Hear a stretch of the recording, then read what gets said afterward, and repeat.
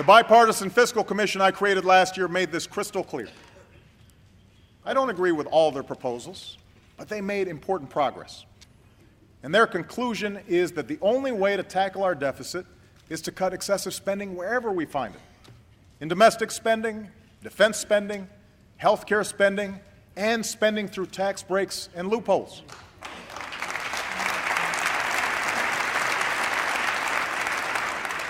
This means further reducing health care costs, including programs like Medicare and Medicaid, which are the single biggest contributor to our long-term deficit. The health insurance law we passed last year will slow these rising costs, which is part of the reason that nonpartisan economists have said that repealing the health care law would add $250 billion to our deficit. Still, I'm willing to look at other ideas to bring down costs, including one that Republicans suggested last year: medical malpractice reform to rein in frivolous lawsuits.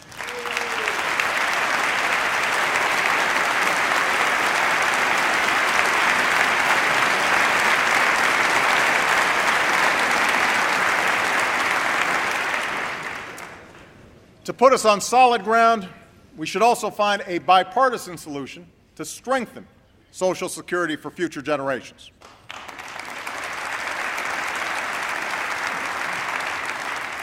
We must do it without putting at risk current retirees, the most vulnerable, or people with disabilities, without slashing benefits for future generations, and without subjecting Americans' guaranteed retirement income to the whims of the stock market.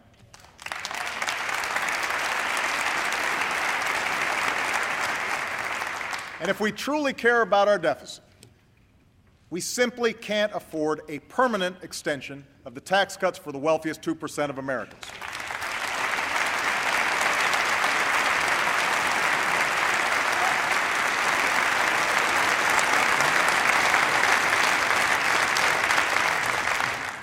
Before we take money away from our schools or scholarships away from our students, we should ask millionaires to give up their tax break.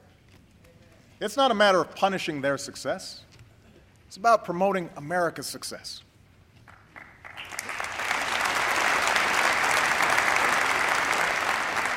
In fact, the best thing we could do on taxes for all Americans is to simplify the individual tax code.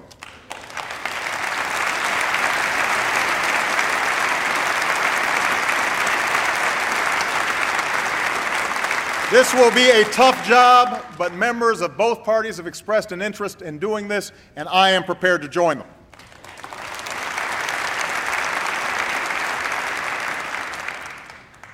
So now is the time to act. Now is the time for both sides and both houses of Congress, Democrats and Republicans, to forge a principled compromise that gets the job done. If we make the hard choices now to rein in our deficits, we can make the investments we need to win the future. Let me take this one step further. We shouldn't just give our people a government that's more affordable. We should give them a government that's more competent and more efficient. We can't win the future with a government of the past. We live and do business in the information age. But the last major reorganization of the government happened in the age of black and white TV. There are 12 different agencies that deal with exports. There are at least 5 different agencies that deal with housing policy. Then there's my favorite example. The Interior Department is in charge of salmon while they're in freshwater, but the Commerce Department handles them when they're in saltwater. I hear it gets even more complicated once they're smoked.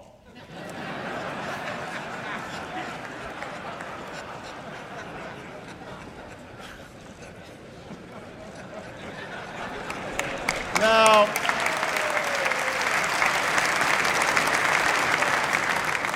we've made great strides over the last 2 years in using technology and getting rid of waste. Veterans can now download their electronic medical records with a click of the mouse. We're selling acres of federal office space that hasn't been used in years, and we'll cut through red tape to get rid of more. But we need to think bigger. In the coming months, my administration will develop a proposal to merge, consolidate, and reorganize the federal government in a way that best serves the goal of a more competitive America. I will submit that proposal to Congress for a vote, and we will push to get it passed.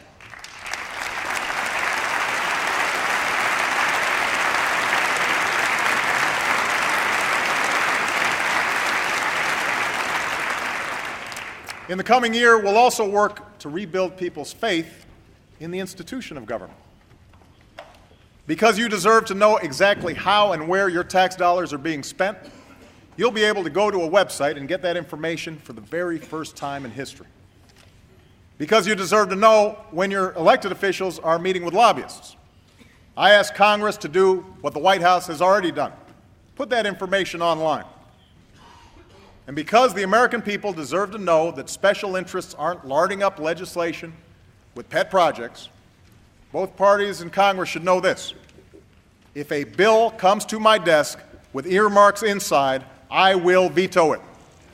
I will veto it.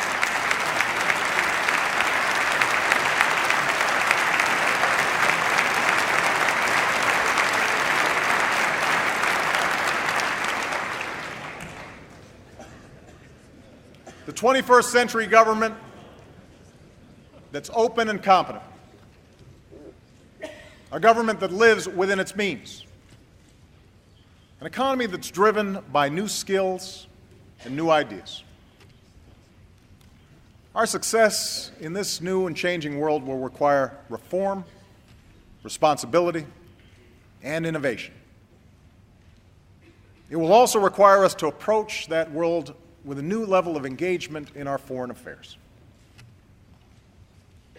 Just as jobs and businesses can now race across borders, so can new threats and new challenges.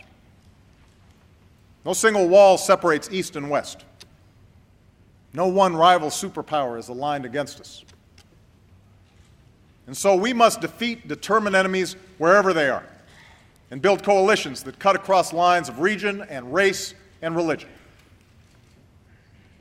And America's moral example must always shine for all who yearn for freedom and justice and dignity. And because we've begun this work, tonight we can say that American leadership has been renewed and America's standing has been restored. Look to Iraq, where nearly 100,000 of our brave men and women have left with their heads held high.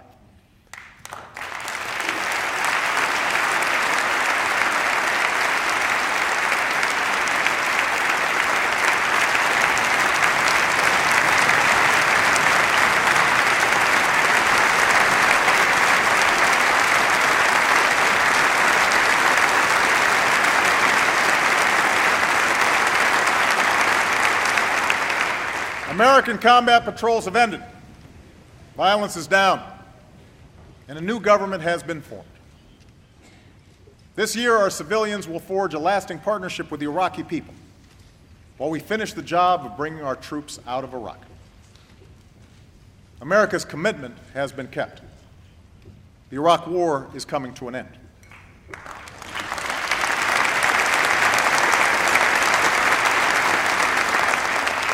Of course, as we speak, al-Qaeda and their affiliates continue to plan attacks against us.